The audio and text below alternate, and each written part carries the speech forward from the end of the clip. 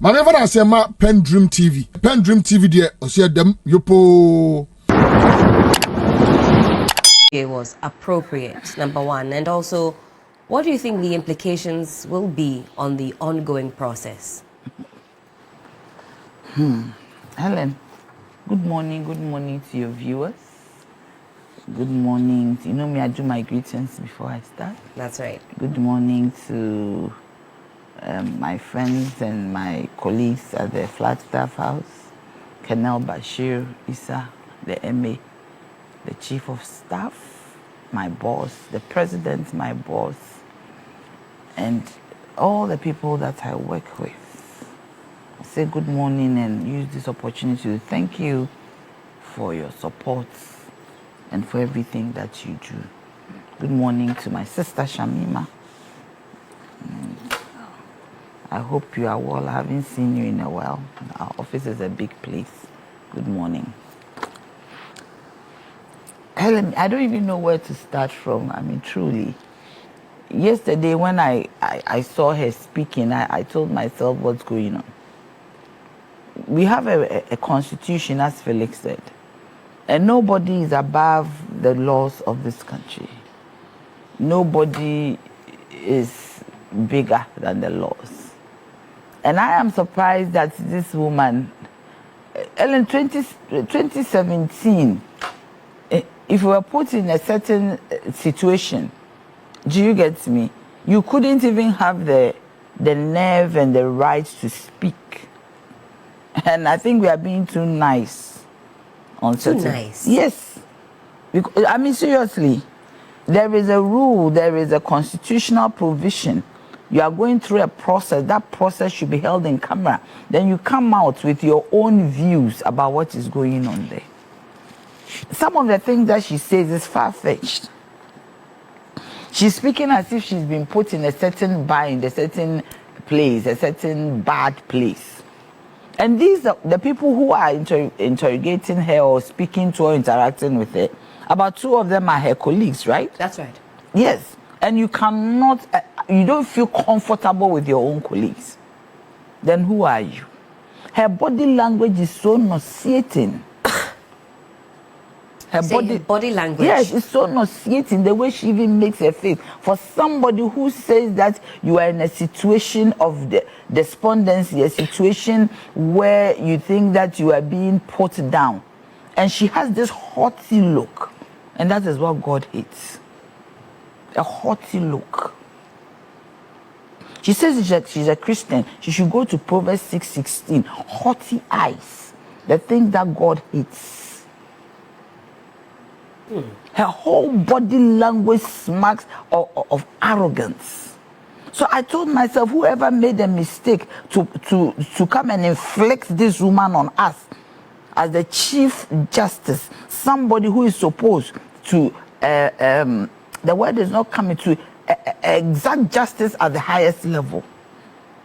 And listen to her talking as if, I mean, she's the all in all.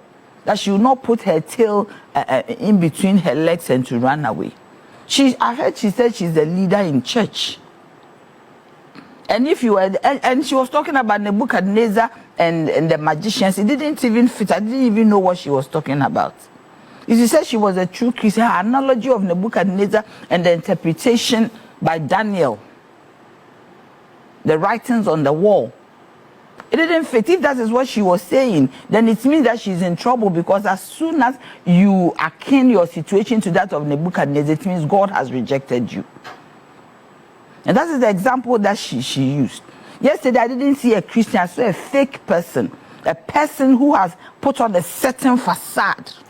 And I was a Nanaya, I yes. feel as though the words that are, coming from your mouth this morning, can I describe them as scathing? Almost quite... It is not scathing. I am talking about what I saw with my eyes. I watched her. Do you get me? And this Charlotte, she said it is historic. It's unprecedented. That's right. What about Charlotte Osei? She is not a human being. What about the people, for the first time we jailed the Deputy National Security Coordinator? It's not done anywhere in this world. Even in America, when police people do wrong, sometimes they find the reasonable doubt to the highest level to be able to make sure that you deal with it in a certain manner. A deputy national security coordinator holding state secrets was mistreated. What is she talking about? I was even surprised that the media gave her the chance. I don't know if she paid for airtime. Why were you surprised by that? Yeah, because it's historic. What is historic? It's the first time we're seeing a CJ why didn't go through this. I am telling you, is CJ above the law? The Constitution of the Republic of Ghana does not put any human being above the laws of Ghana. The supreme law of the land gives provision for a judge to be removed. You haven't even gone through the process. Is she guilty? Is she afraid that something is going to happen to her? She's holding on to thin straws. Because if you are not guilty, you have to go through it. Her reference to a 44-year-old incident, yes, it was unfortunate, yet it was dastardly. But some of us went through it. Some of us were affected personally, that the trajectory of the events of those days even affected our lives to this day. Personal. Do you get me? But we don't go back to it. Some people were affected in 1966. Ask Auntie Rodalyn. We, the children of the CPP ministers, the people who formed the CPP, the people who fought for the independence of this nation, that in 1966, when there was a coup d'etat orchestrated by the UPNLM tradition, we went through things. Ask Auntie Rhoda, she's older than me. It's possible she experienced some. But we saw the remnants. Do you get me? Right. But when we speak, we don't refer to those days. Those are unfortunate incidents in the history of our lives. So if you say that they've taken you to a certain place and because that is where judge, nobody is going to kill. We are in a democracy. Who is going to kill her? And she said there are threats. What kind of threats? The people who said she should retire and resign, they were saying it because they thought that if she goes through the process looking at whatever petition and whatever is available as evidence, it is possible she might not make it. She said that there are threats on her. She said that she has been threatened to either resign or retire. If she's been threatened, that some harm could come to her if she does not. Please, who said so? What kind of threat is that? She's always with the policeman. She has all her security detail with her. Some of us, we walk alone. But we are not afraid. Because if you say you're a Christian, I know the church that she goes to. I used to go to that church. You don't go there anymore? No, because it's not my church. But when I was living in Sakuma, I didn't have a Baptist church in that vicinity. Right. So I used to go to ICGC. Do you get me? We were the people who helped to build that church. We used to worship in a yellow tent. Do you get me? So if you, Reverend Kujo, if you are in Reverend Kujo's church and you behave in this manner, do you get me? Because you want to fight your battle for yourself. As a Christian, that is why I'm saying she's fake. No Christian would go through a process. Don't you think that's a bit harsh? It is not harsh because the way she professes herself to be a Christian, and you say you are going through a process. Go through the process. You haven't even gone through the middle of the process. You are making excuses. You are talking. You are all over the place, going to court. She is allowing the MPP to mislead her. They are the ones doing this. Don't you see their fingerprints all over what she's doing? Is it because you saw some key personalities at the presser yesterday? I didn't even watch. Okay. Because when I saw her body language, I tried watching her body language, repelled me immediately. Because for me, humility is key. Nanaya, has that maybe veiled your judgment? It has not veiled my judgment. Maybe because of how you view her demeanor, you are not looking beyond or past that. I'm telling you that I know this woman, no. I've encountered her before. There is no need for me to talk about it. I've talked about a little bit when we were during the limited registration. I said it, I don't want to repeat it. We sent a case to court. This woman traveled and left the thing.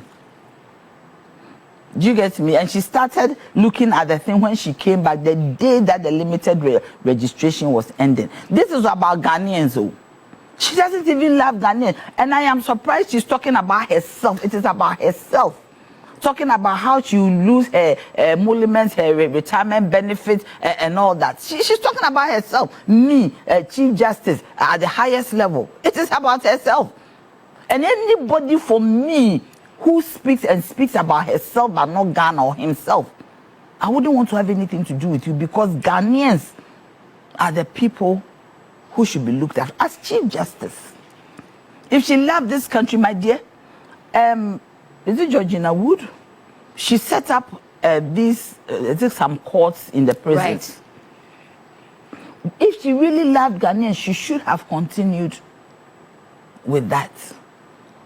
Helen, if you go to the prisons of Ghana, 70% of the population of the prisons of Ghana are between male 18 to 35, boys, men. Active workforce. Active workforce, and some of their crimes.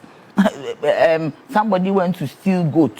Somebody paid. I mean, some very funny things that they could have done community service. If this woman couldn't do anything, she should have led the cause for us to pass the non-custodial sentence bill, so that some of these young people who are from certain kinds of homes, that no true fault of theirs, they are from single parents' home, there is no person there to mentor them, and they get into the hands of criminals and they end up in prison. If this woman didn't do anything, she was rather busy making sure that whatever the NDC government or any other, the NDC party or any other party that is not MPP brings a case to court, they will not make it. And that is how she got the nickname, the unanimous FC. Do you understand me? So, I mean, she's thinking about herself. She's the one going through this particular What is she going through? Sit down and let me ask you a question. Some people were jailed. In fact, she talks about how when she gets to the premises, how she said family not allowed to even support her during the process. Do any of these items that she mentioned strike you as, contravening her human rights? What are you talking about? I was put in a jail cell in BNI. My brother, my sister, if nobody was there. My big sister is one of the biggest lawyers in this country. She was not even allowed to come close. My niece is a lawyer. Nana Abna Banfo, Nana Abna, good morning. I have lawyers in my home. My home is made up of lawyers. I was thrown in a dirty, dingy cell. Who was there? That wasn't my human rights. That at the end of the day, they said nothing. I don't want to go there. She should not even go there. You are sitting in a comfortable air-conditioned room. You are sitting on a comfortable chair. And you are saying that your human rights have been violated. You are being asked questions by your peers. Humane people. Has anybody slapped her? Has anybody stripped her naked? She should stop this. She is a woman. She should be strong enough to stand whatever is coming to her. Let the process end. For me, I would have only come out when the process ended and I'm innocent. So this is premature, you say? Very premature. You see, it looks very nauseating, as if she's fighting for her life. Is she not? What is it? She's talking about her reputation, about her means of survival, about all the other consequences, that come with it. She says that she's been, if you go in the media, all kinds of things are being said about her personality, about her person. Who has said? Me, I haven't heard anybody saying anything about her. The kind of thing they said about that Charlotte and her colleagues, other people. You see, if she doesn't want to do lodge, I think that the president and the people in charge of this process should make arrangements for her to start hearings from BNI. From BNI? Yes. She wants change of location, isn't it? That's right. So they should take her there and start doing interrogation there. They should give them a room there. She said the do lodge is haunting her. BNI will not haunt her because nobody was taken there. No, nothing was done in those days. Do you get me? No agreements or arrangements were done in the BNI at the time for anybody to be killed.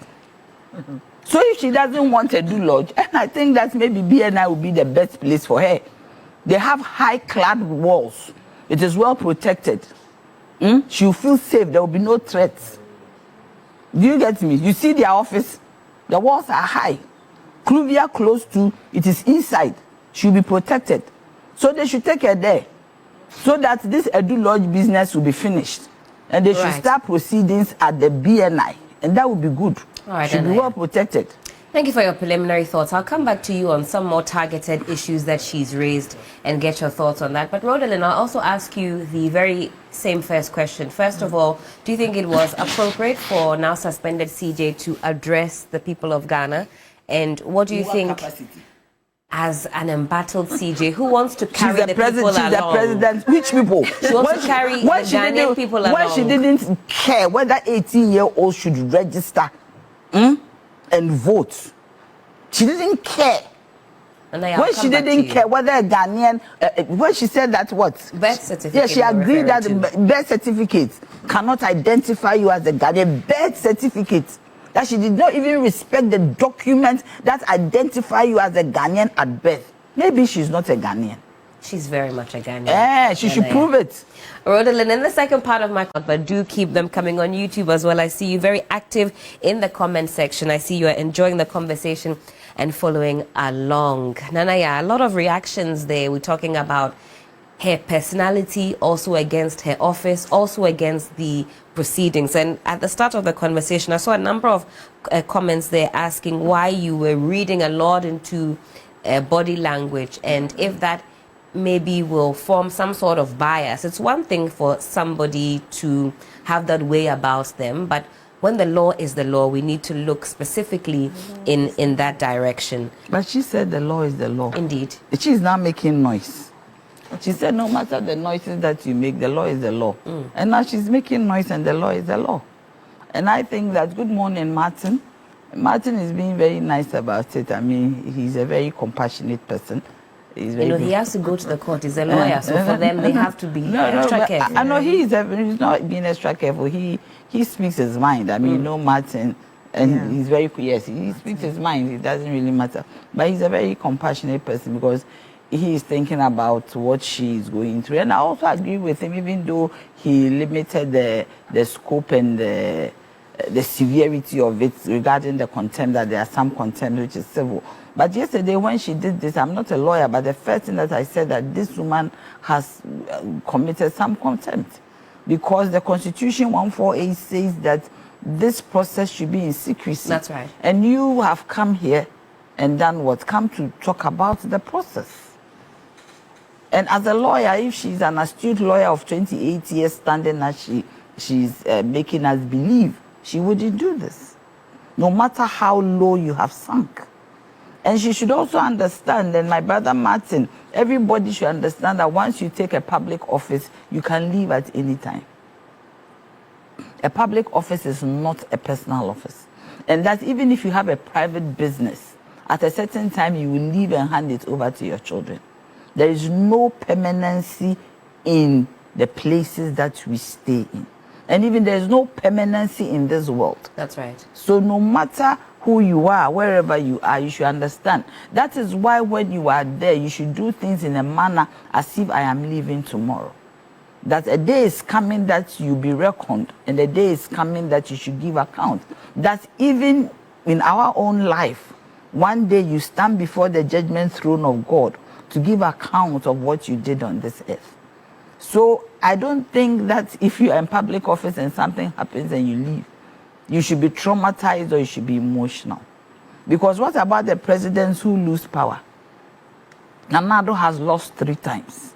His Excellency Mahama lost 2 times. His Excellency, I mean, all of them, they've gone through some loss. Ministers lose their positions. Even in government, they are reshuffled. Some get their position somewhere, some don't. So once you're in public office, you should say toughen up. Yes, I mean, that is my problem with her. She's behaving like some pampered dadaba. Yes, me, I'm dadaba, but I'm toughened. Did you get me? I agree. I mean, I won't run away from it. But you should be toughened.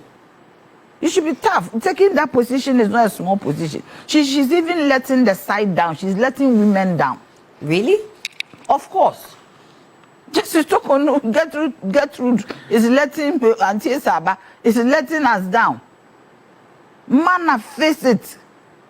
Or shall we say woman up? Woman up, face it. But you see, I said that anytime I go close to Auntie Marietta, she gives me good.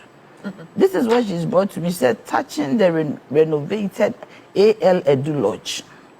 President Akufo-Addo noted, and that is her mentor, that the facility is a gateway to possibilities. And it has been designed to accommodate Ghanaian and foreign diplomats alike, and to host fora, conferences, and dialogue that can shape the future of this nation. Do you get me? This is what Nanado is talking about. He said beyond the brick and mortar. So it's taking away the fear. Yes, he said this lodge carries a deeper significance. It is situated in an area rich in history and meaning.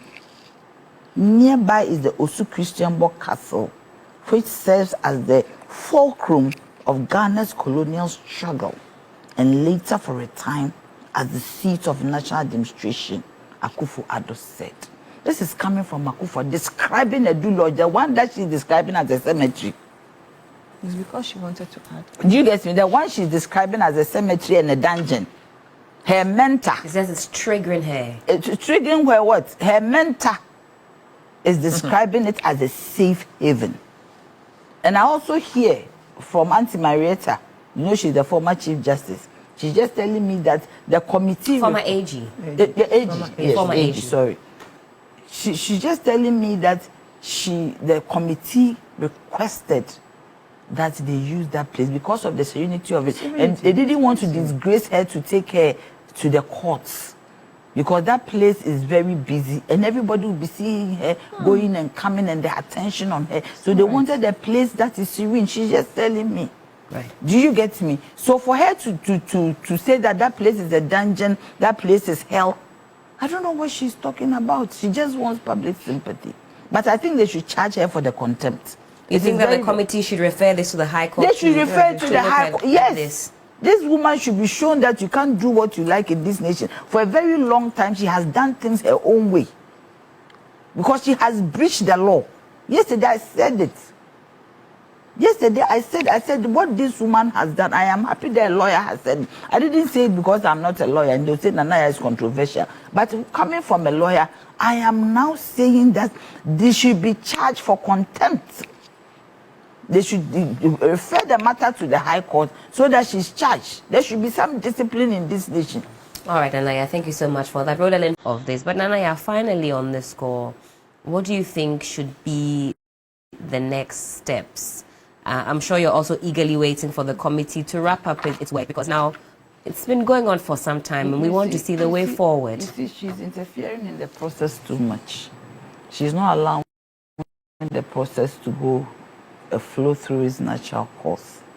And I think it's as if she's on some negative popularity contest, because she's all over the place. I mean, for a former Chief Justice, you should have some decorum.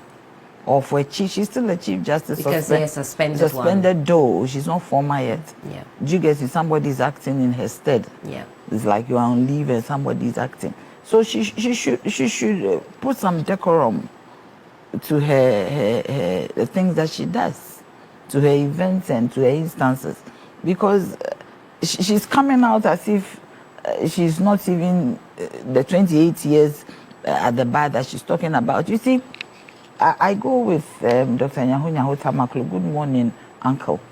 The point is that if you resign or if you go through the process and you are innocent, posterity will certainly judge.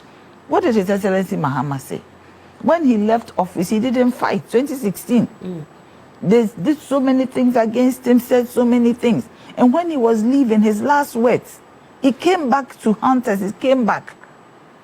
Those last words, that posterity will judge whether he did well or he didn't do well. He didn't go doing press conferences, nothing. So if you are going through this and you think in your heart that you are innocent, go through the process. That job is, you see, that job is not your personal job. Right. It is for government. Anybody could occupy it. The president could even say that today, I can't work with you, go. Somebody will say, okay, what about if she something happened, unfortunate? I don't want to mention those names. Right. What would have been? She would still cling on to it. You get me? She's talking about threats. And I agree with Felix. She knows where to go to as Chief Justice, to ask for protection. For those who you say are threatening. They are threatening your life. Because I don't. Somebody who is threatened can come out and do press conference openly. If your life is being threatened, you'll be hiding. No, you won't be going into public places. Do you get me? You'll be hiding.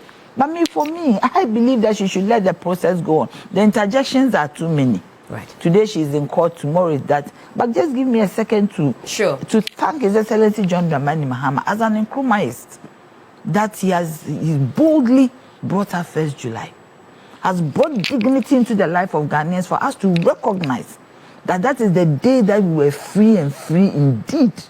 That in 1957 up to that time, we're still using the currency of the British. We're using the flag. We're using singing the national anthem. On 1st July 1960, we got our independence. But Nana Addo and his people said we don't need that independence. That absolute freedom that happened on 1st July, for us to commemorate the day, he said no. So he took it away.